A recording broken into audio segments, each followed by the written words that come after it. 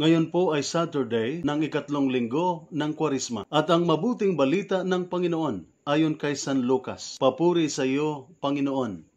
Sinabi rin niya ang talinghagang ito sa mga taong mababa ang tingin sa iba at nag-aakalang sila'y matuwid. May dalawang lalaking pumasok sa templo upang manalangin. Ang isa ay pariseo at ang isa ay maniningil ng buwis. Tumindig ang pariseo at nananalangin ng ganito tungkol sa kanyang sarili.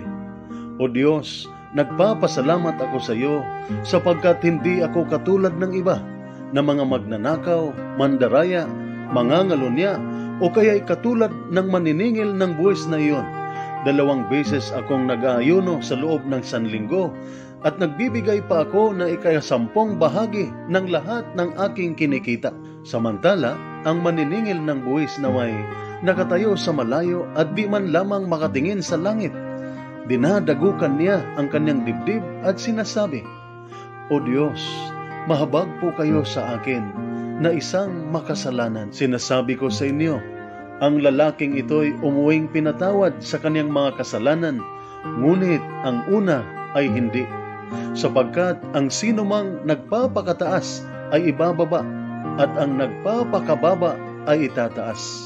Ang mabuting balita ng ating Panginoon. Pinupuri ka namin, Panginoong Hesukristo. Paano po ba tayo dapat manalangin? Sa mabuting balita, mayroon pong 2 taong nananalangin sa templo. Ang isa ay isang pariseo, ang isa naman ay isang maniningil ng buwis. At sa huli, sinabi ng Panginoon na ang maniningil ng buwis ang umuwing pinatawad at hindi po ang pariseo. Ano po ba ang panalangin ng pariseo? Kung titingnan po natin, hindi po nagsisinungaling o sobra ang sinasabi ng pariseo ng kanyang sinabi sa kanyang panalangin na nagpapasalamat siya sa Diyos dahil hindi siya katulad ng iba na magnanakaw, mandaraya, mangangalunya o katulad ng isang maniningil ng buwis. Hindi rin po siya nag-iimbento ng kwento nang sinabi niyang nag-aayuno siya ng 2 beses isang linggo. Ang lahat ng ito ay perfectly true at kahanga-hanga. Totoong siya ay isang matuwid na tao. Ngunit ano po ba ang problema? Bakit hindi po siya pinatawad? Ang problema ay sa gitna ng kanyang kabutihan. Hindi po niya kinikilala na ang kanyang pagiging matuwid is wholly the grace of God working in him. Ayon sa mabuting balita, he is one of those people fully convinced of their own righteousness. At dahil ayaw niyang kilalanin na ang lahat in his orderly life is the work of grace, he believes he can look down on others, the less virtuous men, and condemn them, being unaware or simply refusing to recognize that his virtue is pure grace. He does not seek reconciliation with God, though he is a great sinner because of his Luciferian pride. Na parang sinasabi po niya sa Diyos sa kanyang panalangin na hindi kita kailangan.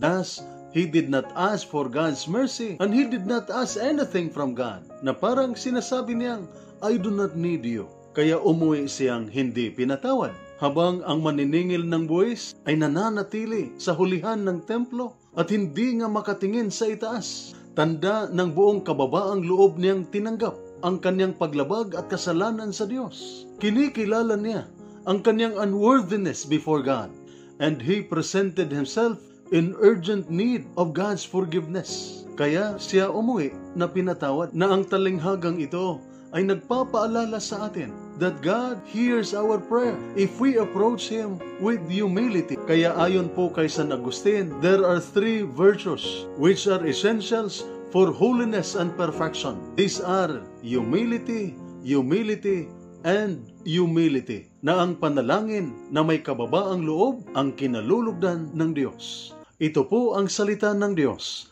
ang ating gabay. Let us pray. Lord God, Almighty Father, Creator of mankind and author of peace, those who take refuge in you will be glad and forever will shout for joy. Protect our soldiers as they discharge their duties.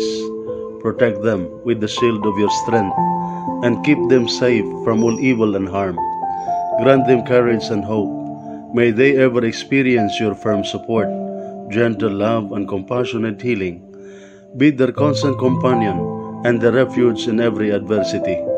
May their power and protector, leading them from darkness to light. May the power of your love enable them to return home in safety, that with all those who love and care for them, they may ever rejoice and praise you for your loving care. We ask this through Christ our Lord. Amen. At sumainyo at sa inyong pamilya ang pagpapala na makapangyarihang Diyos, Ama, Anak, at Espiritu Santo. Amen.